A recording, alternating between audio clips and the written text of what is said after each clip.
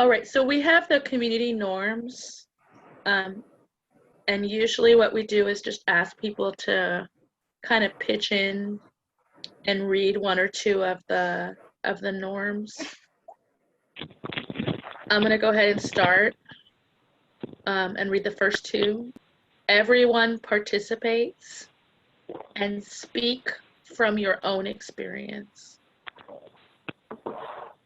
Step up, step back. If when in racially mixed groups discussing race, you usually hold back, speak up. If when in racially mixed groups discussing race, you tend to speak often, take a pause.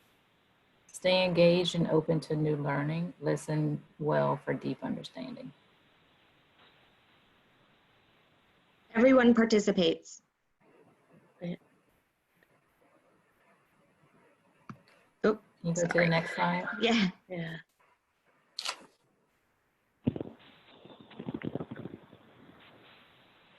Honor concerns, ask for suggestions. No shaming, attacking, or discounting. Experience any discomfort that comes up as a part of the learning process. Speak your discomforts, breathe. Maintain confidentiality. If you later share about your experience in a meeting, refrain from using names. Assume positive intent and take responsibility for impact.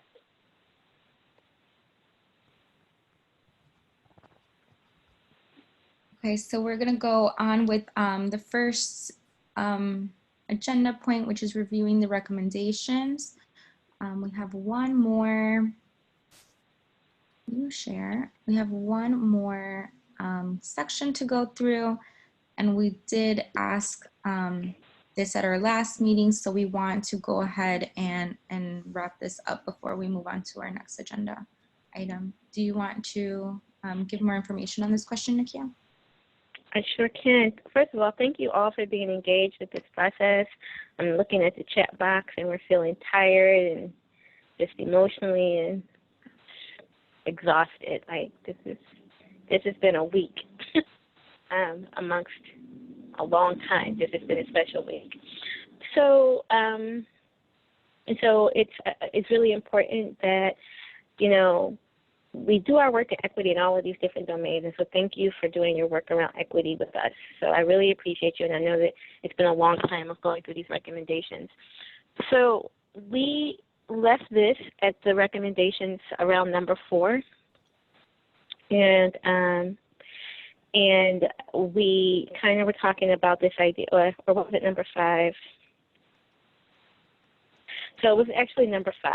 So it's identify, nurture, and mentor emerging staff leaders from priority demographics in order to create opportunities for professional growth in a pipeline for skilled individuals for open positions. And I gave the feedback that I think that it's hard to kind of nurture priority demographics. Not that it's hard to nurture them. It's hard to kind of have that as a stated policy. It's I don't want anybody from a non-priority demographics to sue USBC because they weren't nurtured or it wasn't stated as a full policy. And so I would like for us to consider that all staff members are nurtured and that we ensure that people from priority demographics are not excluded, or that, you know, something that says that we are not excluding anyone while ensuring that all staff members have the opportunity for professional growth and development. How does that feel or resonate for you?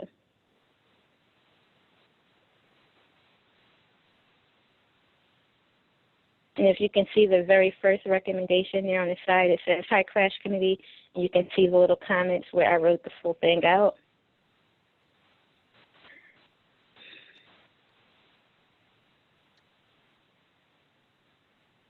Okay, I'm trying to look on the side here. It says, do we have an alternative wording in position or no? I think it would be cleaner to ensure that all staff are nurtured and mentored so that they are skilled and ready for open positions is what I suggested that we write. Okay, that feels a little bit like all lives matter to me. Is there a way that we could say that we nurture all staff, but that we are actively looking to somehow, I'm trying to think of what would be the wording, to make sure that underserved communities are considered in the process. I don't know what the wording I'm looking for.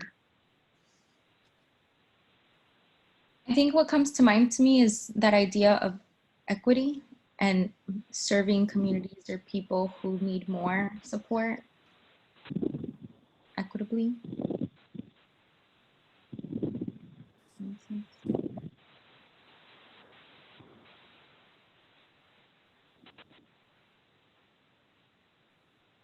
I like that thought, Miriam. So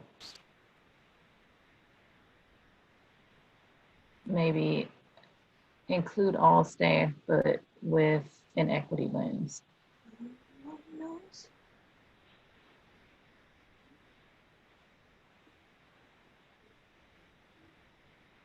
So it'd be something like apply an equity lens to identify, nurture, and mentor emerging staff leaders from all different demographics in order to create opportunities for professional growth.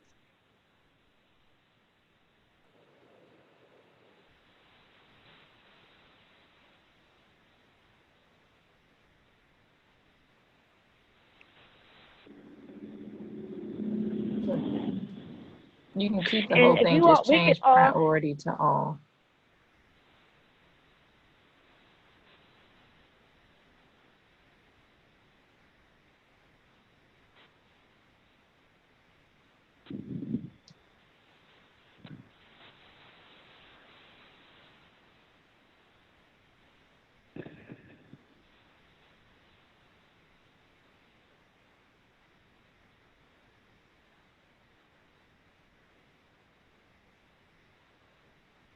How does that feel for you, Nakia?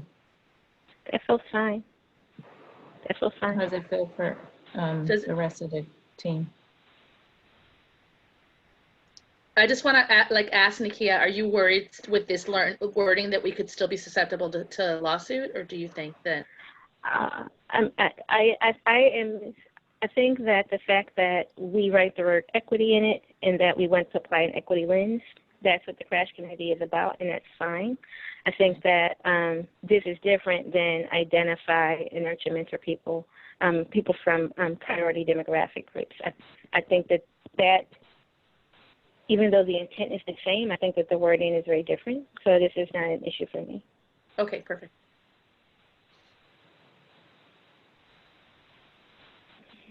And go I ahead, was Sahira. just going to ask if anyone else on the committee had any thoughts or would speak now or will adopt this language.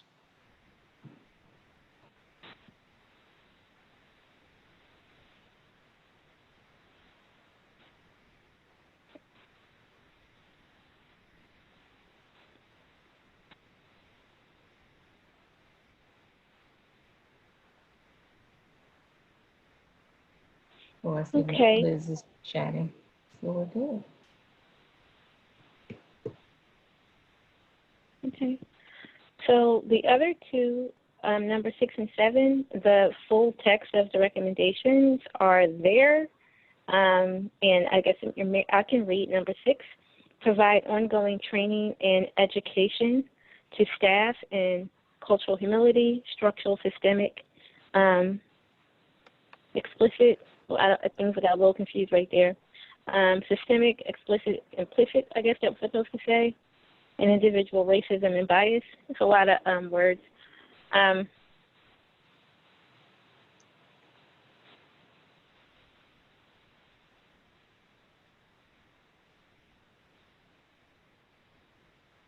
Do we need all of those words? Would it be sufficient to say provide ongoing training and education to staff in cultural humility, structural and systemic racism?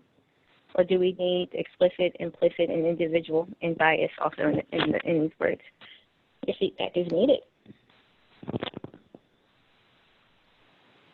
I remember us having a long talk about this one and not wanting to leave out things that are impactful. nobody thinks they're racist, even if they have racist actions that are below the surface or above the surface. So I think we went through a lot to get to all that we wanted to make sure is covered.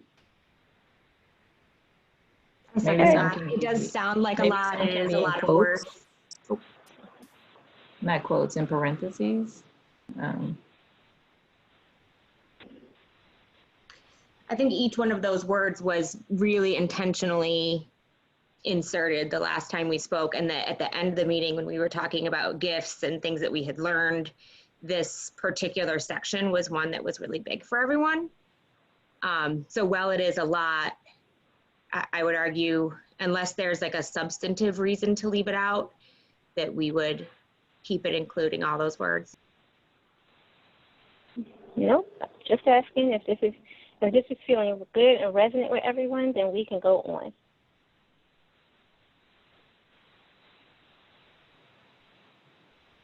Okay, Liz has some suggesting about wording.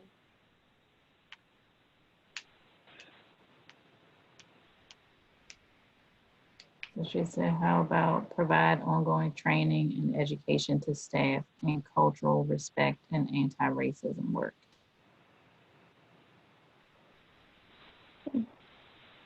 And advocacy is in brackets. I'm not sure why advocacy is in brackets.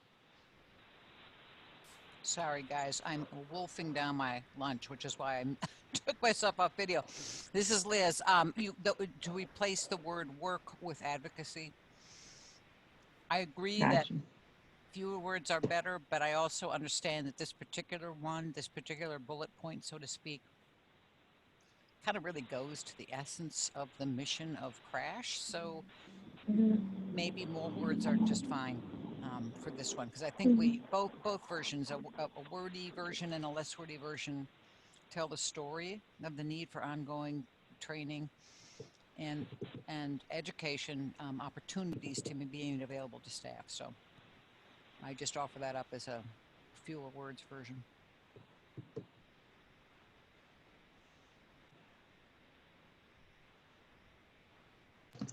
Staff, this one's about you. Do you have any particular inclination?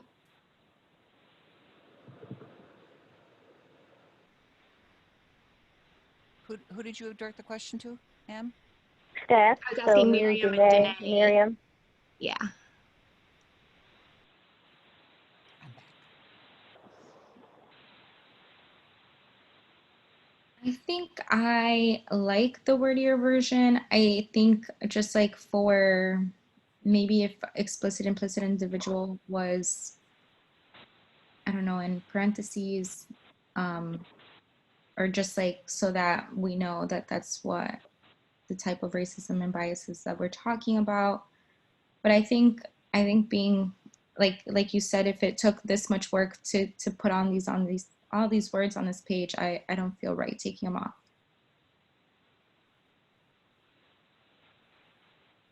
What do you think, Danae? I feel I'm okay with this wording. I think that explicitly stating the areas around racism that we want staff to be trained in makes sense for me.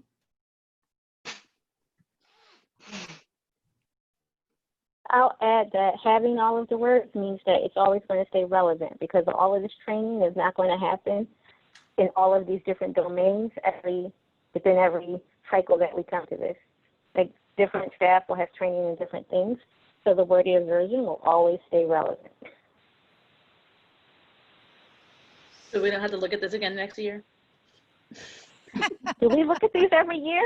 No, I'm being, No, laugh we with me, said every laugh with 5 me, laugh with me, yeah. Okay. That's the part where we all laugh.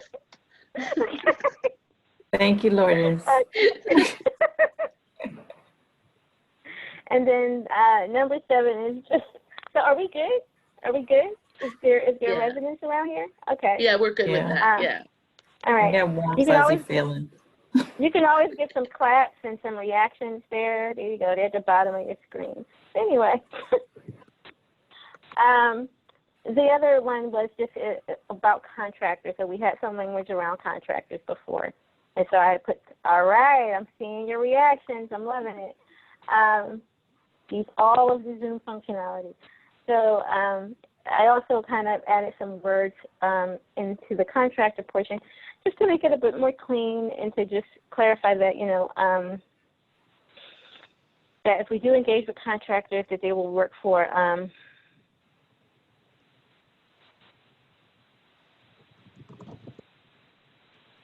Uh-oh, her audio went out. yeah, it's just that they have to have a statement of work with defined duties. Well, not duties, but defined deliverables associated with their services to USDC. Before we had some stuff that we have to pay contractors fairly. Contractors define their own. Contractors define their rate. Like, I tell you I need a service, you tell me what you charge, and I decide if I'm going with that or not. We might have some negotiations, but contractors define their rate. We don't tell you what you're going to be paid. It's not like a salary. And so the part that was there before about pay them a fair rate, I actually took that out because contractors define their rate.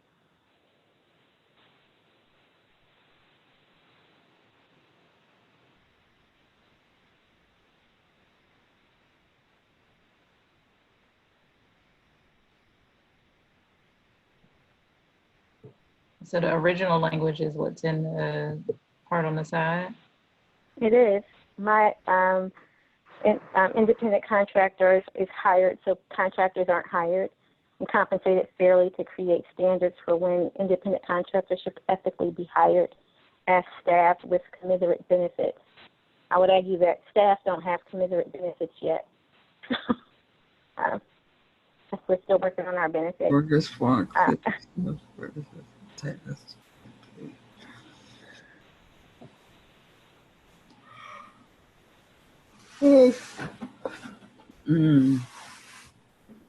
Yeah, I think.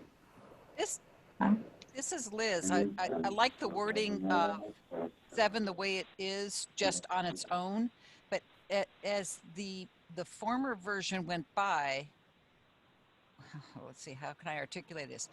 And I'm wondering if the earlier language was designed to prevent a backdoor entrance of a new hire by way of being an independent contractor. I mean, I think independent contractors ought to have contracts. It ought to be stated. They ought to be held to the standards of equity that the rest of US, for all of the reasons that independent contractors would be held to those standards. But am I correct in kind of reading between the lines that was just, that prior incarnations of Crash were trying to prevent kind of some backdooring going on? Or am I just being too cynical? My understanding, Liz, is that in the beginning, there were no staff. There were only contractors, and those contractors were being worked as if they were staff, and not being contractors. Whereas this is my deliverable, it's done. Oh, you need extra stuff? It's more money. Or, right. Yeah. Or I'm not working all of the hours for all of the things. And I'm not, and I will not say that because I wasn't here, but I'm not quite even sure about what scopes of work particularly look like. In that scenario, they actually had staff who were functioning fully as contractors. They actually had contractors that functioned fully as a staff team. And so I do think that the purpose of that language was to make sure that we don't do that again. But I think that having the language that says they have a clear set of services or tasks over a defined contract period with a statement of work, I think that gets at that. Absolutely. But I need you all feedback. With that explanation for me, then I'm totally good with number 7, and I was just overthinking and being over cynical about the prior language. So it's a big thumbs up for me. Well, I actually like it because basically it's saying a contractor is a contractor with a clear set of, anyway, I'm without saying, but that there's a difference between staff and contract labor. Yes. Right. I think the suggested wording gets at the reason that it was in. Okay. So I'm Y'all can fine give with me it. y'all can give me the thumbs up if you like. Just go to the bottom of your Zoom screen and there's a little thing that says reactions. There they go. Lord, you found the brown thumb. I'm loving it.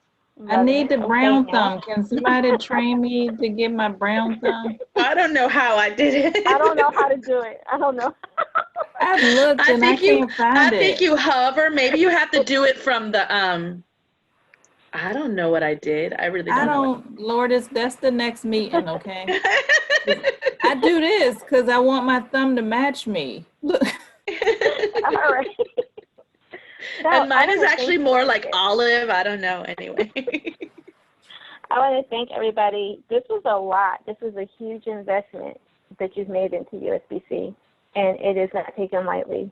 We fully appreciate you and thank you for your service. And we get to close this out. We'll do a final read through it as staff to do a make sure final. I think that when I first got here, you were reading through one section and I didn't know what you were talking about. Honestly, right? It was like, okay, sure. And I have a different lens now, and so we'll take a look at it again, and that's how I was able to have a different view of the staff one this time.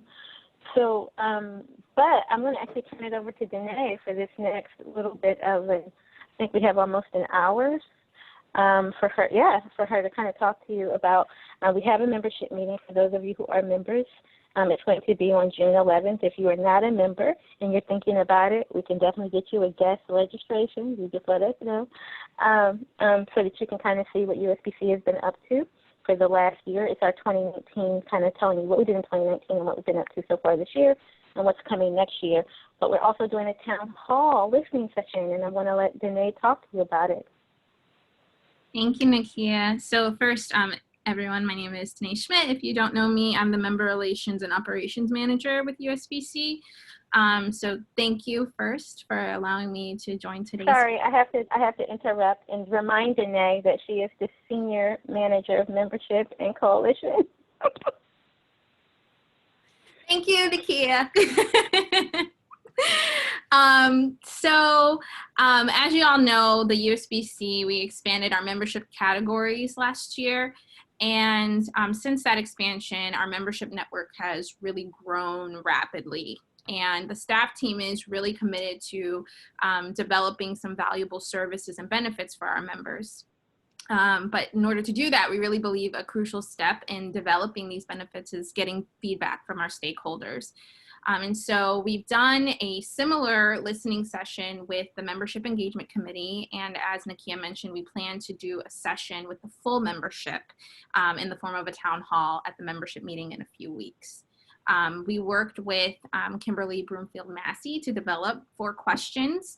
And the goal here is to really understand what is and isn't working well, and also understand what the wants and needs are of our current and prospective members.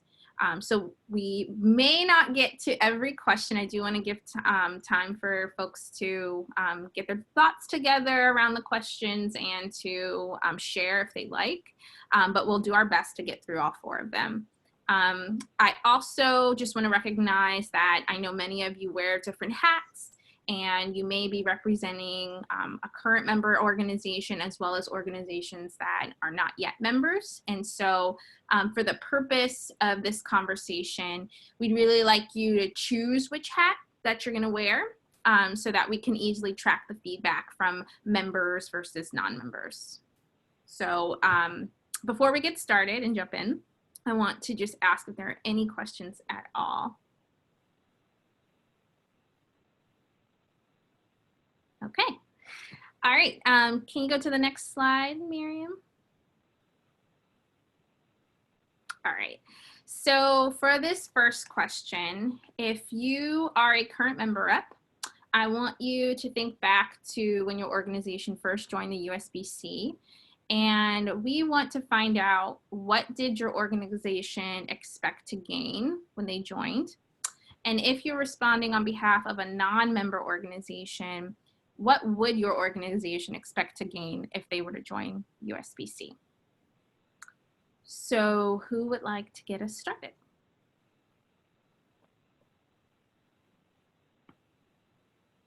How are the questions going to be sent to the folks for the listening session? So these questions were listed into the registration so that they can Okay. provide feedback. And what we'll do to prep for the listening session or the town hall is look at all of the information that came in and highlight some key themes, some common themes that we saw. Can I add something? Sure. Because I know that we did this in membership committee too, right? Mm-hmm. And Yeah. when I went to go do my registration to join in to be in the town hall, Mm-hmm. it also has these questions. Yes. So how many times should I always answer the same thing every time? No, go share. If more things came to your mind, go All ahead. right. Feel free to Okay. share. All right. Please. Okay. All right. Okay. I'm just a little tired. Yeah. No problem. Okay.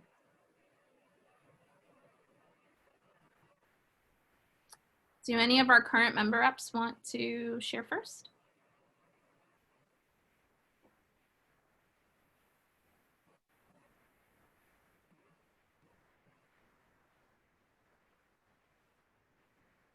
Do we have member reps I'm a that member can rep. share? I'm a Okay. member rep. Yep. Do I have to be the one that talks all the time? Yeah. There are a couple of folks on here that are member reps. I see Fianwa, I see Emily, I see, let's see, Yusahira, you are a member rep. I'm actually Oh, not. you are not. That's right. Your organization is. Right. So you can still share because your organization is a member of the USBC. Okay.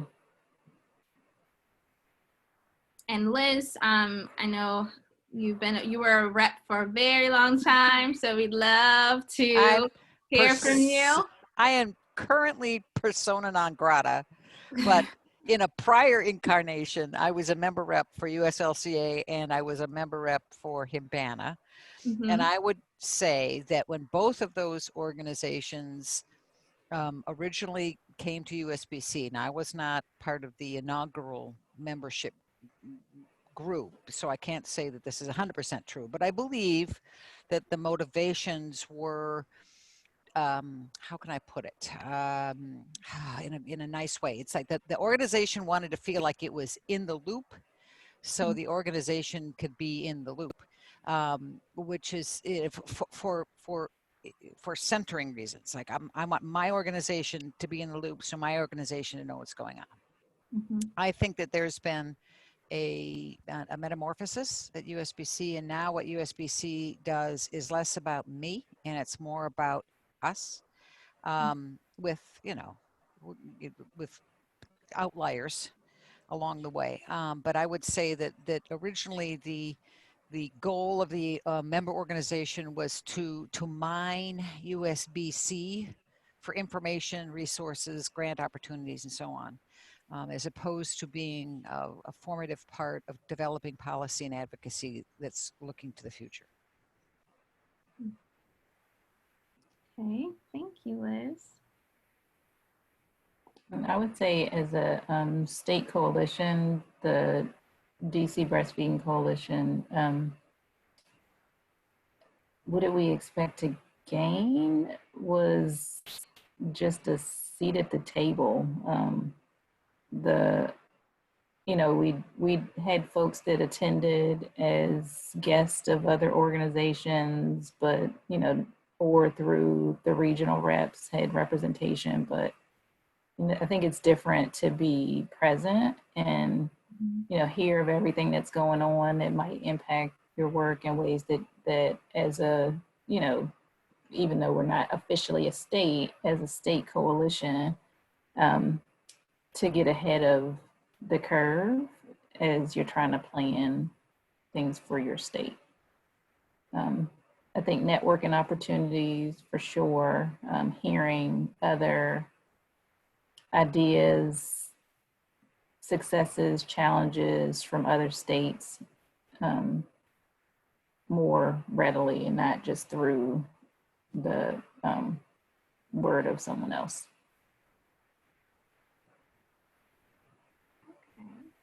Thank you, Sahira. Mhm. Well, I can speak as a C, and I think that I like what Sahira said about having a seat at the table, but I think that as a small organization, but that has large cultural impact in our community, to some extent, we also felt like it gave us clout and recognition amongst our less supportive,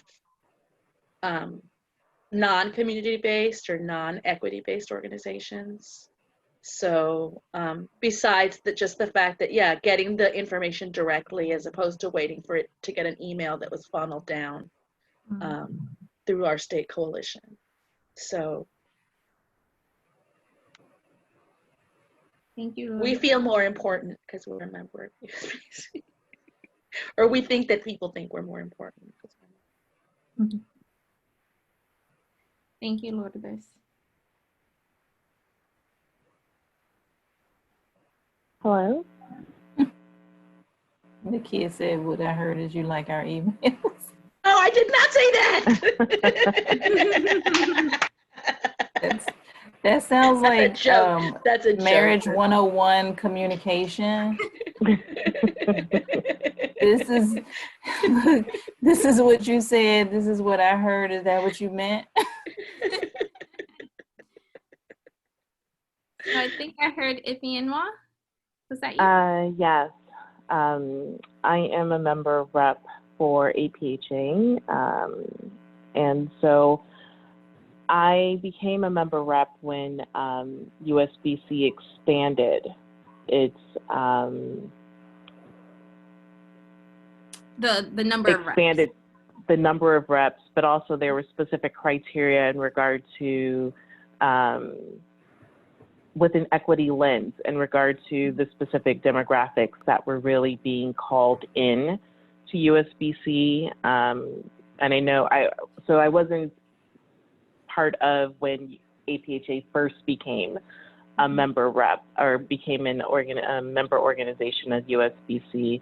But I would agree with the different comments that have already been shared in regard to the importance of being involved in the discussion at a national level, especially given APHA being a national and an international organization, and its reach are very important. In addition to just having a finger on the pulse as it pertains to breastfeeding, information, resources, discussions, the barriers and challenges that are happening both at the national level, but state, regional, and local levels, I think is very important, as well as also having a seat at the table in being engaged in regard to the legislative opportunities and updates. I think that's really important and helpful, especially for all organizations, but I think especially for our organization and where we sit in regard to the national, like the public health landscape. I do think USBC's mission and work to achieve and advance and improve the field with an equity lens has been a really important reason why we have continued to remain engaged with USBC, just given the diversity as pertains to our membership within APHA, both in all of the different sections, but especially within the breastfeeding forum, that has been really important. So. Thank you, Ifeanyi. Vinay, there's a couple of folks chatting stuff. Oh, great. Thank you. Okay, so Chanel, you represent a member or an organization that would like to become a member. Do you want to try and talk, or would you like me to read? She says her internet is choppy, I think. Oh, okay, great, thanks. So Chanel shares that the desire to be connected with a leading organization in the field, resources, networking, and information is what they would, her organization would expect to gain by joining USBC. Thanks for sharing that.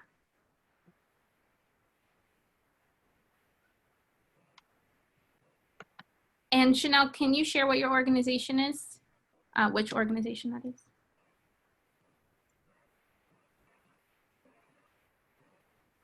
Breastfeeding Community Action Coalition. Okay, thank you. Anyone else? Michael also writes something there. But she said she's not sure if she's a member rep, but she joined USBC because organizations that she belongs to need to be part of the discussion. Okay. Which organization is yours, Michael? Well, I'm a member of the National Medical Association, and I forget when, USBC invited a number of the multidisciplinary medical organizations at one time. That was my first, I think, my first exposure, not exactly, but sort of, to USBC. But I don't see them as reaching out to like the AMA and the multidisciplinary components. So, and for medicine, I think the medical field has a very narrow view of where breastfeeding belongs, just in labor and delivery and maternal health, and they still haven't gotten the impact of having been breastfed across the life cycle of a human being. In some kind of way, that part of our message needs to get through to medicine and people who care for patients, so that we can really get a real boost that human milk feeding is the basis of our optimal outcome. And that has really not been championed by the medical community. Thank you. So I heard you say something about the messaging. Mm-hmm. Are you talking about consistency, a consistent voice? What can you expand a little bit more about the messaging that you're? Well, I don't think your typical cardiologist would think that breastfeeding was important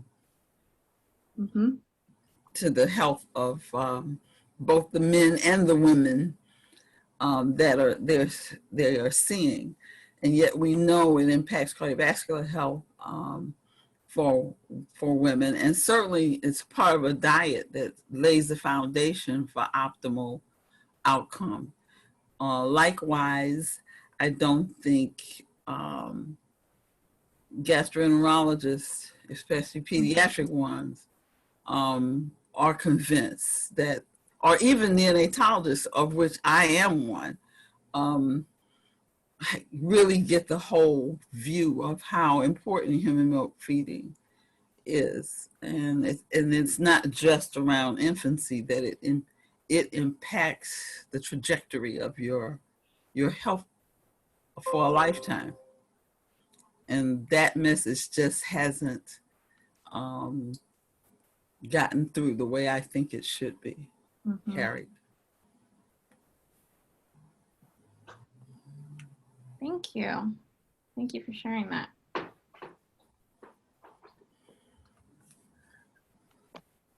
Would anyone else like to share?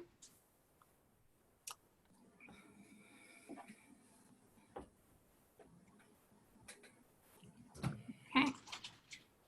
I'm gonna go ahead. I can share. Okay, great. Yeah. So the organization that I work for is a part of academia. So I work with Georgia Southern. So I think a lot of what was already mentioned for non-member organizations would be the same. So the networking, sort of staying in the loop, being able to be a leader in the field. But I think one other thing that is helpful from an academic standpoint is that we have a lot of faculty that do research and community-based work around breastfeeding. And so having I guess, resources specific around moving forward research agendas as well. Like that would be really important from an academic standpoint. But everything else also would be important for an academic partner as well.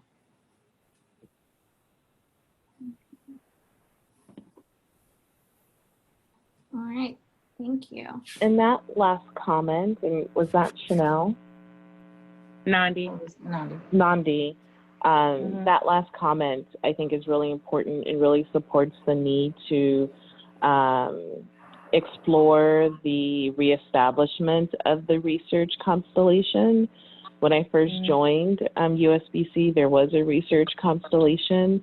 I don't recall who was the steward of that, but I guess it's now not active, but there are a number of individuals and organizations that do participate in research, and it was pretty active when I was a part of it, but I don't recall what happened to where it's not active anymore. But that would be a really important area to think about in terms of engagement or further engagement of the membership. Mm-hmm. Thank you, Ifeoma.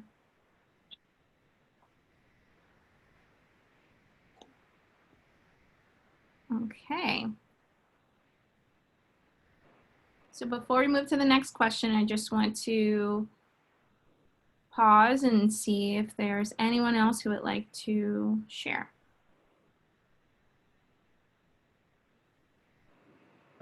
This is Emily. I just want to affirm that I am here listening and really enjoying hearing from all of your perspective. I have lots of opportunities to share, so I'm going to hold back on this one. Thank you, Emily.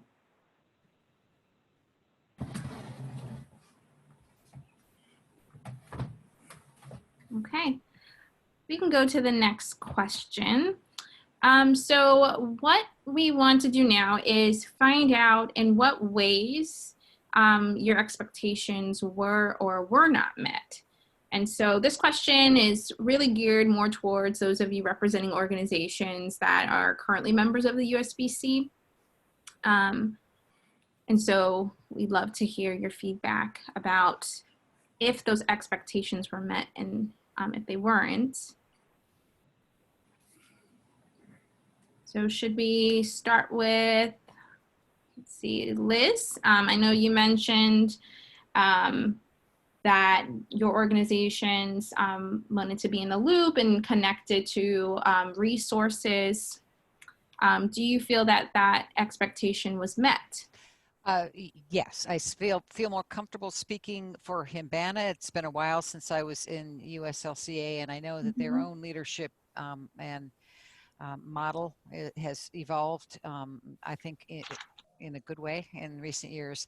But I think that Himbana absolutely feels that it is able to, it not only is receiving the information resources it originally might have been looking for solely for information resources, but I believe the organization has embraced the role of being a better participant going forward. Himbana is the what's the word I want? The backbone for the constellation on donor milk, and I think is trying to take a much more engaged and forward-looking role in advocacy regarding funding for reimbursement of donor human milk, and certainly in hospital settings.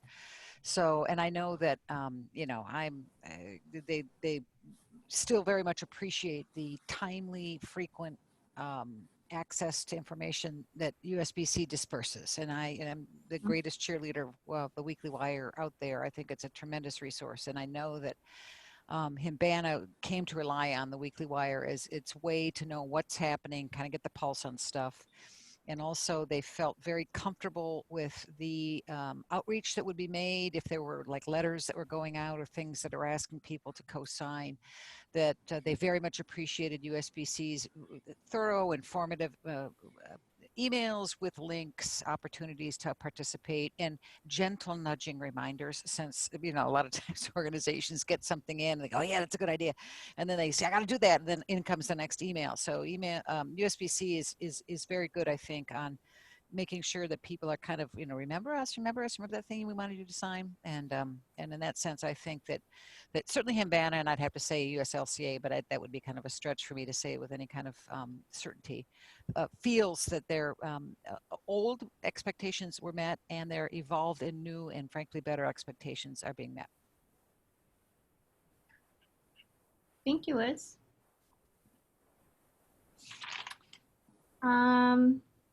So Lourdes, you mentioned wanting or that the organization expected a seat at the table, to have a voice. You mentioned networking opportunities. Do you feel like SC's expectations have been met since your organization joined?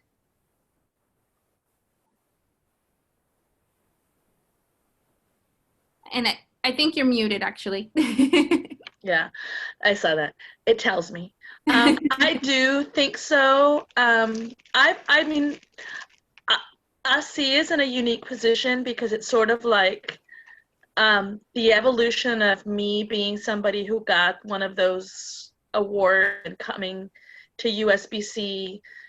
In reality, I think put me in a position that when the hurricane came, you all were, and NAPLC was very much a part of our backbone.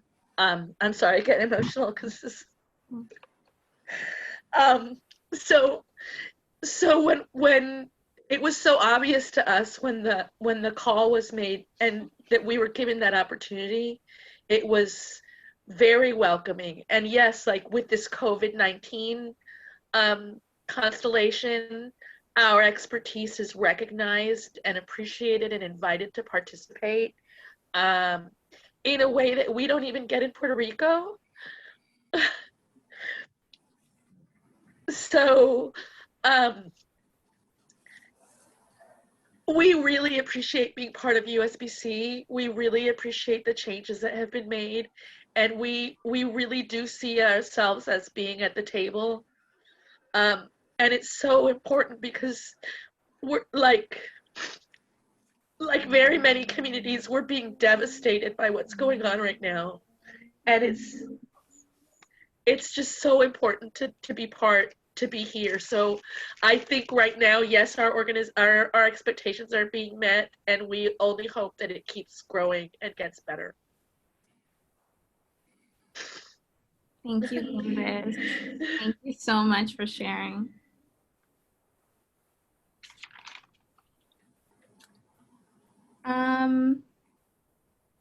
Sahira, do you feel that DC Breastfeeding Coalition's expectations were met when they joined last year? I would say yes. I actually chatted. I echo what Liz was saying about ways that expectations have been met. I don't know if we've been a member long enough to feel the impact of the seat at the table. And I think, we just joined as soon as state coalitions were invited in. And there haven't been many tables since then to sit at. So, and the one that,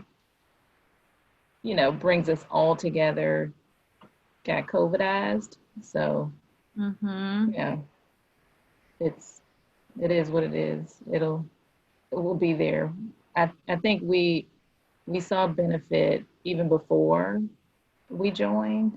And it was a no-brainer for us for why we joined. Like probably one of the easiest decisions the board has ever had to make about would we join and how long we would join for. So, yeah. Thank you.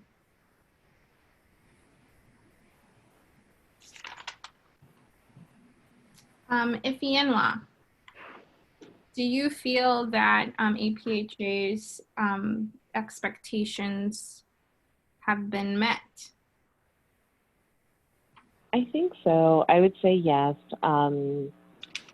I think many of us who currently are and have been member reps have been deeply involved in USBC from different aspects of leadership and involvement in the different constellations and committees.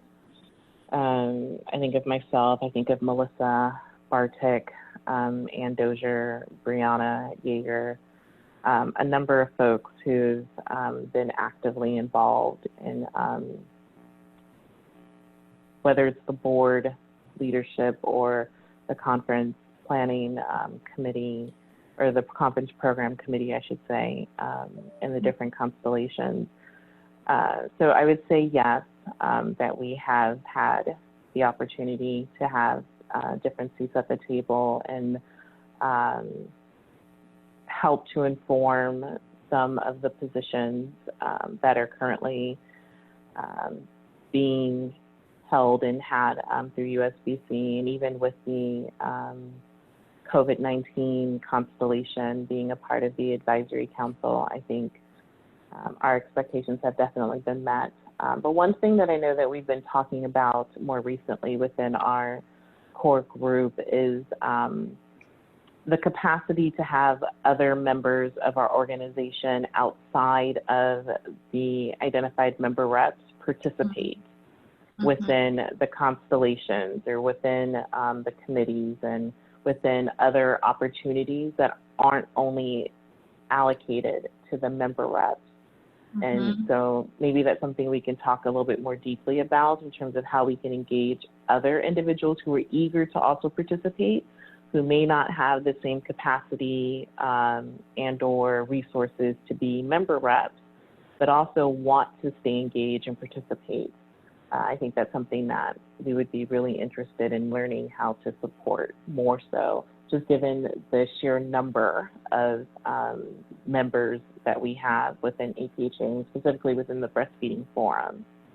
That would be really helpful. Thank you for that.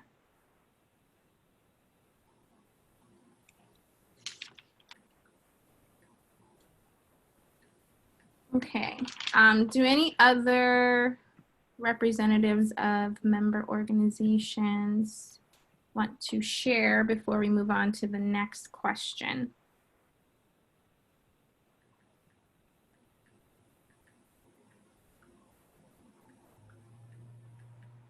Okay.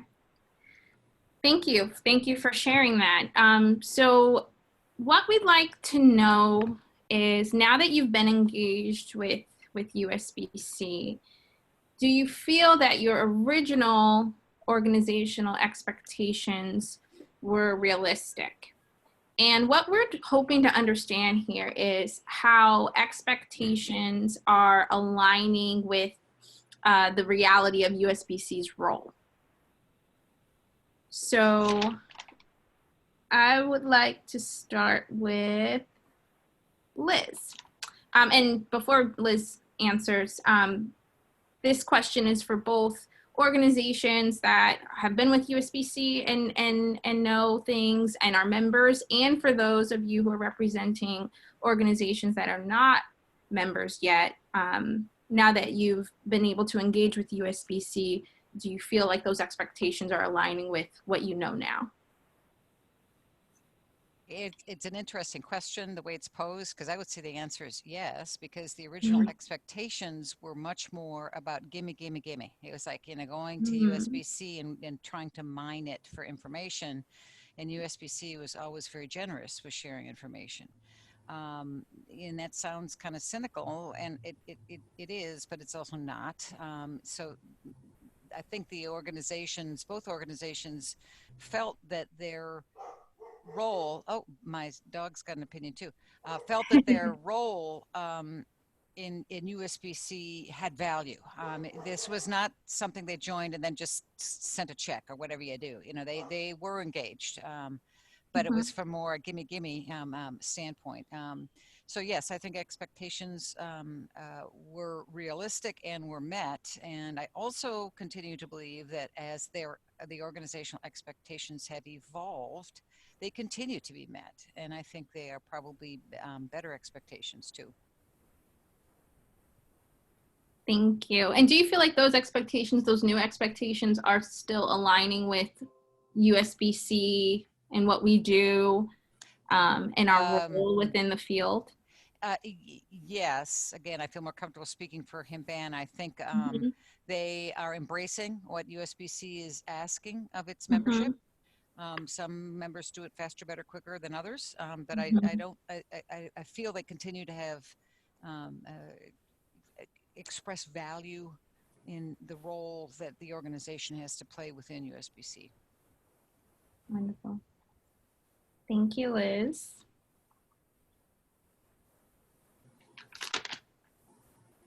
Lourdes, do you feel that, how do you feel now that you know and have been engaged with USBC, how do you feel those expectations have been aligning with the reality of who USBC is and what we do?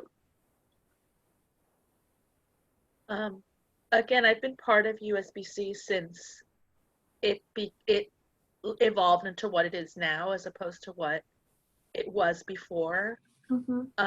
So that I do think our expectations,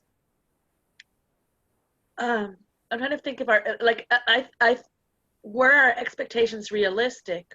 Well, yes, because we just wanted a seat at the table. And as I said before, we have that seat. We're still kind of waiting to see, because we've been member for a year, and I think we reached a year now, and so waiting to see what are some things that are coming up, and like, who could have imagined that this would be happening right now? But I don't think we had unrealistic expectations. Like I said, our expectation was to be at the table, to have a voice, and to receive the information, and that, like, we didn't expect that we would be like stars, or that we would, you know, get like a direct funnel to anything. So we've gotten what we thought we were going to get for now. I think we're ready now for like the action plan. Nice. Thank you, Lourdes. Sahira. Yeah, I agree with Lourdes. Like what we expected, you know, pre-COVID-19, I think is realistic and being met. So, will our expectations evolve? Who knows? At this point, you know, I think we went in with our eyes wide open, knowing what USBC does offer and can offer, and wouldn't expect it to do something that we didn't know it to do. Not at this point. Thank you, Sahira.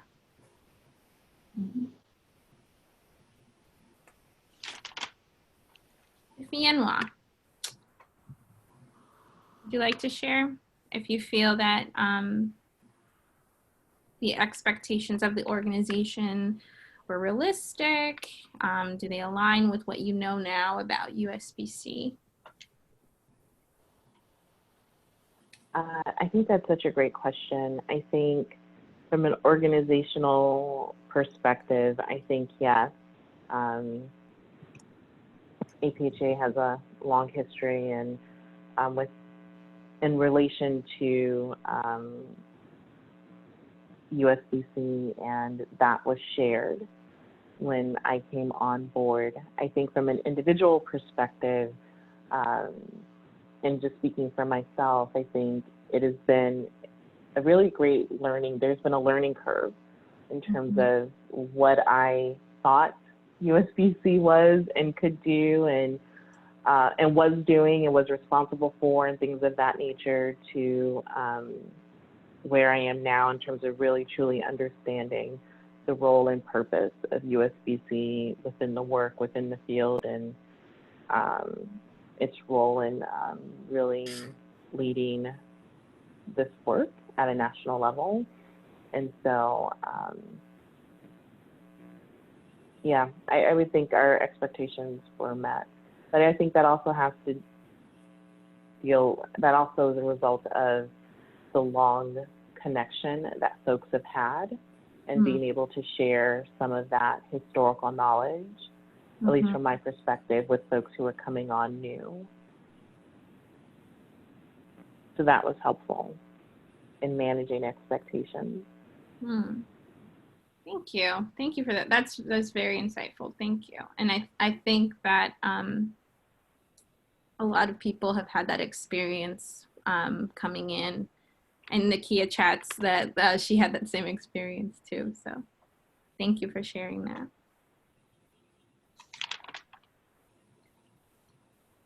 Okay, so I'd love to hear from some of the folks on the call who are representing organizations that may not be members yet.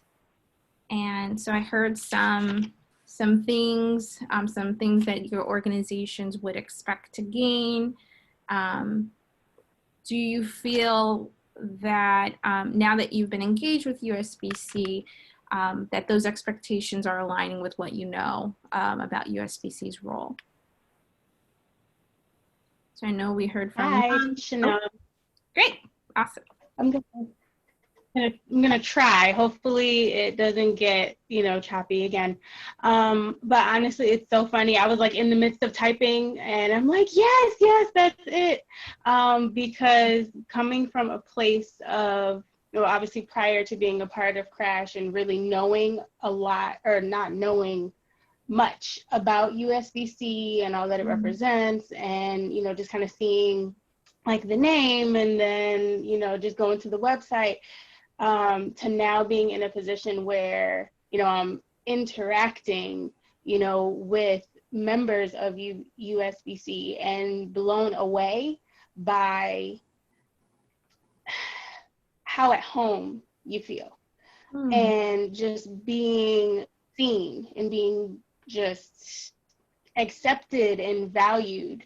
I feel like we take that into account of how we are, factoring in what our expectations would be, to be a part of an organization like this. So I know for us, we're a very, very small coalition, very small. I think there's maybe like 5 of us on it right now. But honestly, to know that there are, organizations like USBC, and we actually have the opportunity to, be able to contribute something to that, and of course be, drawing from your expertise is phenomenal. So I feel like it's really just blown things out of the water for us in that sense.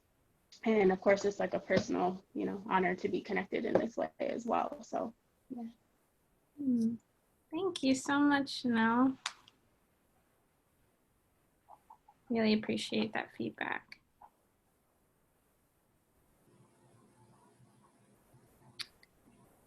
This is Nandi. Well, I guess from my perspective, I can't really speak for my organization because I don't know that they really know about USBC other than my involvement in like my specific college. The university for sure probably has no clue, but my college, they know because I'm involved. And so, but I think for me, for the most part, I think expectations have been met. Like I had some expectations, but I also didn't know what to expect at the same time. But even having experienced the conference last year, it's very much what we're used to in academia as far as having the opportunity to hear what other people are doing. So even if it's traditional research or other aspects of this area of breastfeeding, for me, from that perspective, it was extremely helpful because I was able to bring some of that information back to the folks that I've been working with in Savannah around breastfeeding and hearing what other coalitions or folks are doing in prison systems and so on and so forth.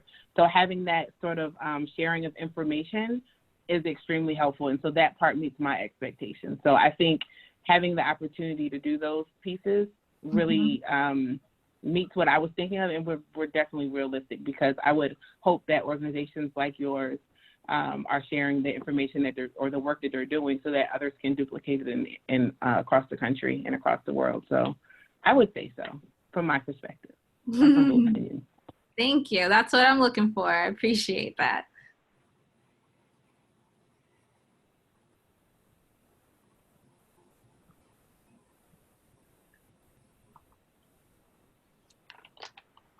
So, Michael, you mentioned that you mentioned a lot about getting that messaging out to medical associations and some other things about what the National Medical Association would expect to gain in coming to USBC. Given what you know now about the USBC and your interaction with the USBC, how do you feel those expectations align with our role in the field?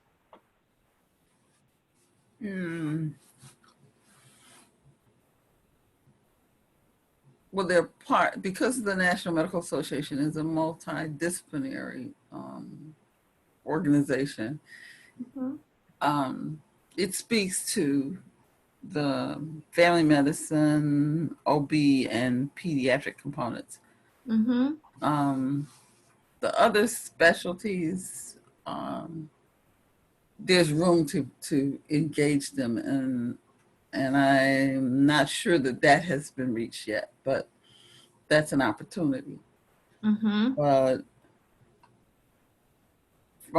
I also am a member of Rose, who I think I was supposed to represent here. So here, am I representing Rose here? I don't think so.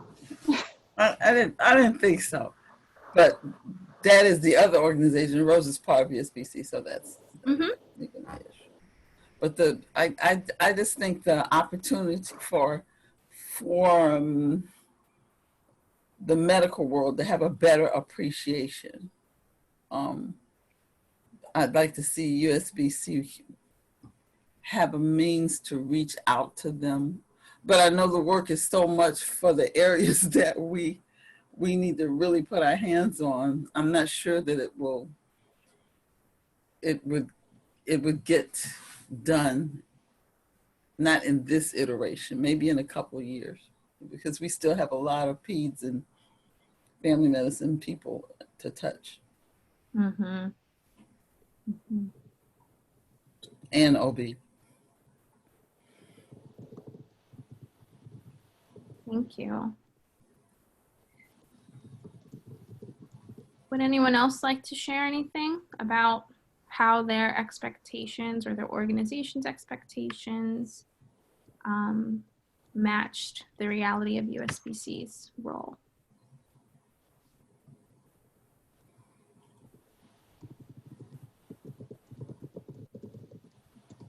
Okay. Well, thank you for everyone who shared. We have one last question. And that question is, if you were making a $1,000 donation to the USBC, where would you like to see those dollars allocated to make membership more valuable? And this is open to everyone. So I'd love to hear your thoughts, where you would like to see that go.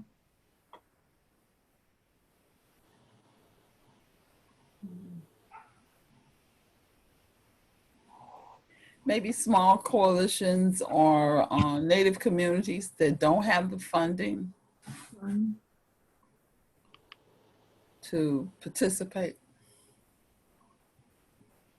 All right, that's what I was thinking, to help support those that would like to be able to come in person when we meet, who just, either don't qualify for one of the scholarships or opportunities to support their travel. Mm-hmm.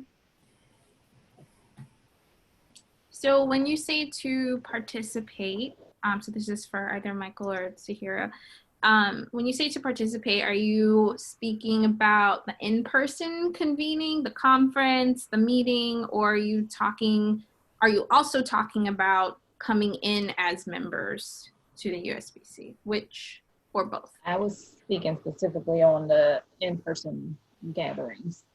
Okay. But that's a thought. I mean, but I think, you guys have made membership dues structured in such an affordable way, like people can pay what they can afford to pay, that I don't see that as a true barrier to joining. But to get the full benefit of membership, I think the in-person opportunities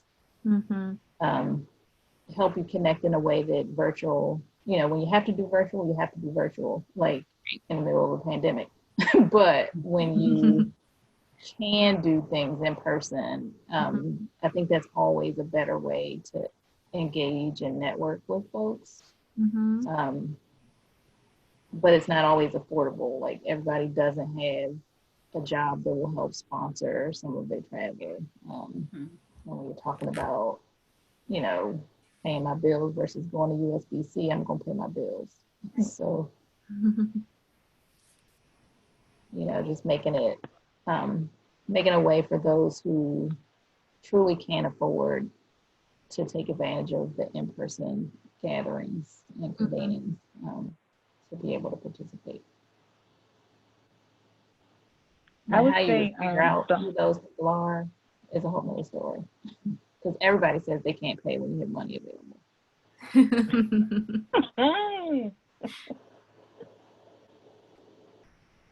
I would say some sort of initiative or internship program or advocacy training on the Hill for students. I think that's something that we would definitely find is valuable. We have so many students who are interested in the work around breastfeeding. So I think getting them opportunities to actually be foot on the ground would be a really good way as well. Thank you. That was going to be, that aligns with what I was going to say in terms of making funding available. I would split it maybe into two ways, or think about it in two ways. Supporting USBC staff and key board members to attend state and local meetings, because I think that also helps with visibility, but also reinforces the importance of USBC and its connections to what's happening in the states and regionally and locally. I know just with my California Breastfeeding Coalition hat on, as the former board chair, we greatly appreciated every year when we were able to have USBC representation at our meetings, and to be able to highlight the work that you all are doing, but also show how it aligns with what we're doing, what we were doing, I think makes a really big difference. And also, I think, increases interest from those attending our meetings to want to become members of USBC. So I think there's a way in which that could be mutually beneficial for everyone. But I think also providing the member organizations with some type of funding to where if they needed or wanted to do some type of events that align with or further USBC's mission and goals for the year, that they could apply to receive funding to go and participate in the Hill type projects or legislative activities, or to support their annual meetings, or to be able to support scholarships to have individuals who may not have access, as Sahira was saying, to not only attend the national meetings, but attend the state meetings, right, and the local meetings. So I think there are multiple ways in which we can think about how $1,000 could go. I know it's not a lot of money, but I think of it could go in different ways. You could think about it different ways to support the work, both nationally, state, and locally. Thank you, Fiona.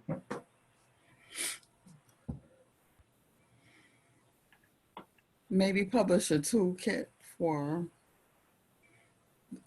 outreach to political representatives, local as well as state and Nashville, because that's where some of the conflicts start with support for breastfeeding. Mm.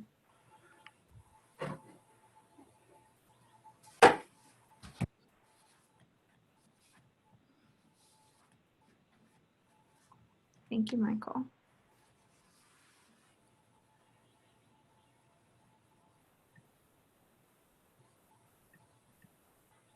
Anyone else?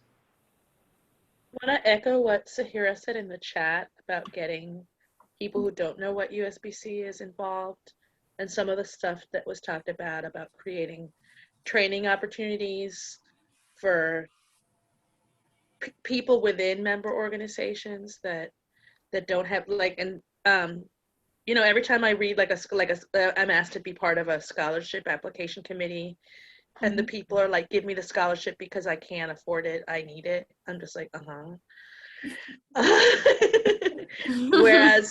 whereas when they say, I want to do this, I want to bring this back to my community, there's a lot of people like that who just have this energy, and that these are people that we need to tap into.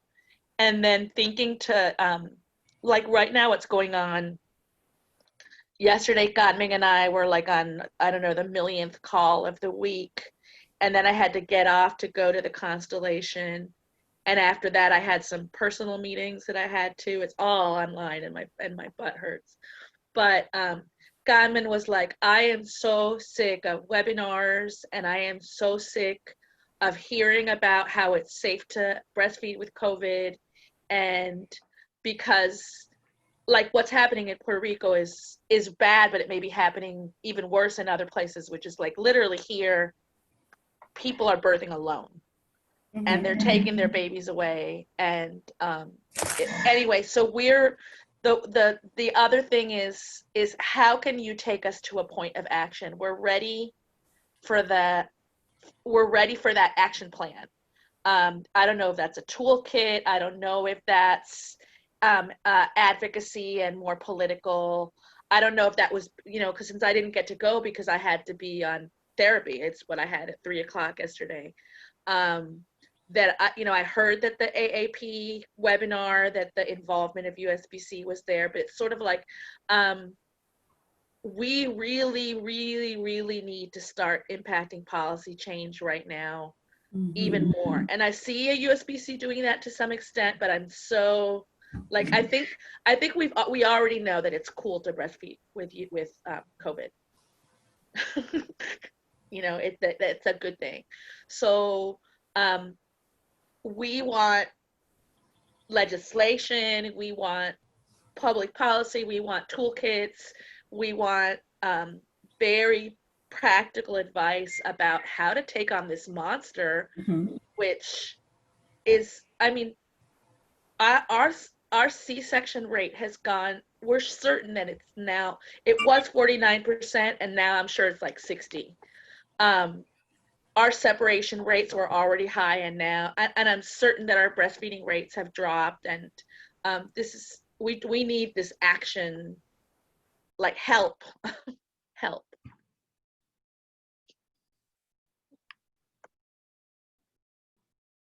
Thank you, Lourdes.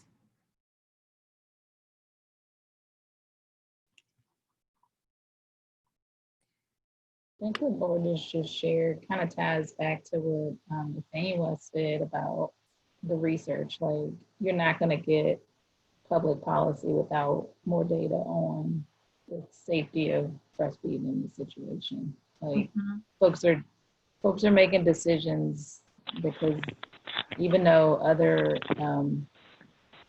countries initially reported that kids aren't impacted, they are. Like, we're seeing it here, where DC and the DMV is a hotspot for COVID right now. So, you know, I don't think it's going to be easy to take action in a space of so much unknown information.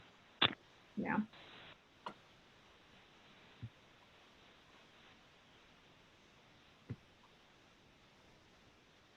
Thank you, Sahira. That's my life right now, is working on an NIH grant application to do a COVID breastfeeding breast milk antibody study.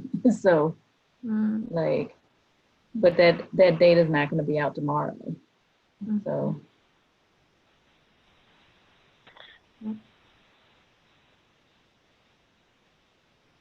Nakia, were you going to say something? I was going to just say that I really do, and I started typing it, but then I lost my typing, so I had to come off of mute. I think that the joint statement is a really important first step in kind of coming up with advocacy points, right? Because I am very much hearing Shahira's point of view, and I am, trained as a researcher, so like, I won't lie, I am about where's the data. And at the same time, the decisions that are being made in big ways are also being made in the absence of data also, out of an abundance of caution. And so I don't think that legislative action is probably going to be the way right now in the absence of that information and data. I think that I honestly don't believe that it's national advocacy. I think it's about, this is my personal opinion, and the kid's personal opinion, okay? I think that really, I come from a community-based space, and I really do think that it's about communities doing their advocacy on the ground and doing the pushes. I think that it's like it's the advocates in New York State, right, that are pushing their governor to kind of make statements that are creating more of a space that are different spaces of allowing. And that's not coming from a national voice down, it's coming from community voices up. And I think that it's about being in that conversation space with one another to figure out where we can be generative to kind of get that part moving. And the other space is I am so excited that so many people are excited about the research constellation, because the biggest thing that is real for constellations are that they need leadership by the people in the field who have that expertise. And so I think that it's a really, really great time for us to reach back into our stakeholder community to figure out who wants to be able to bring that forward to serve as stewards for that place. That's all. Thank you. Thank you, Nakia. So there are that last part was my USBC opinion. That part about how to get the action done, that was Nikia's personal opinion. But we got to reach back to the stakeholders. That was USBC. Thank you for that distinction. So there are 2 minutes. Oh, go ahead, Sahira. Sorry. No, I was saying she shared her hats. Thank you. Yes. So there's 1 minute left in this call. I do want to be respectful of everyone's time.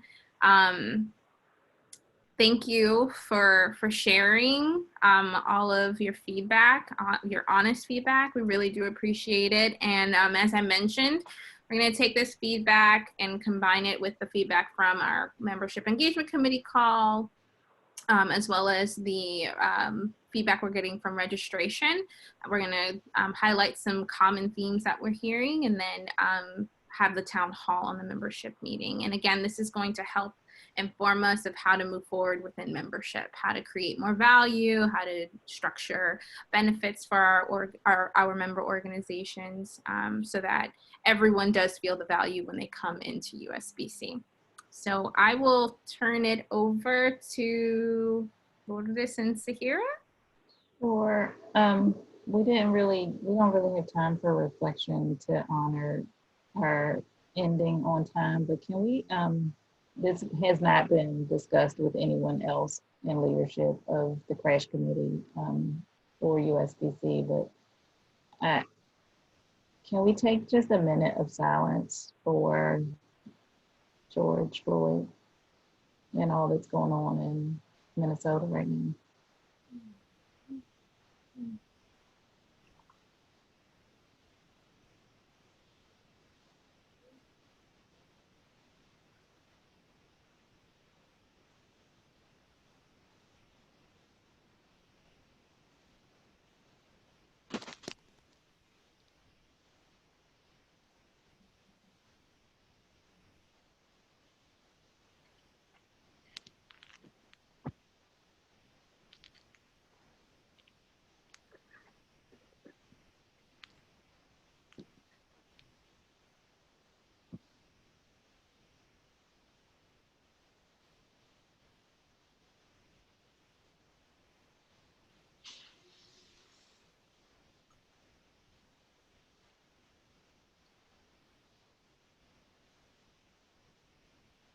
Thank y'all.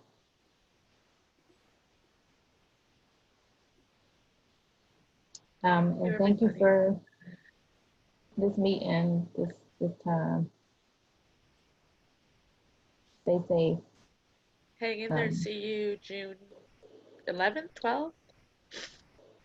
Yeah, June I 11th. don't even know what day the meeting is. Yeah, I have it. I still have, like, I think I have the tab open that I was like, wait, I answered this already. So anyway, I might ask my team instead of it being the Luli show. So Take care, everybody. That's a great bye. idea.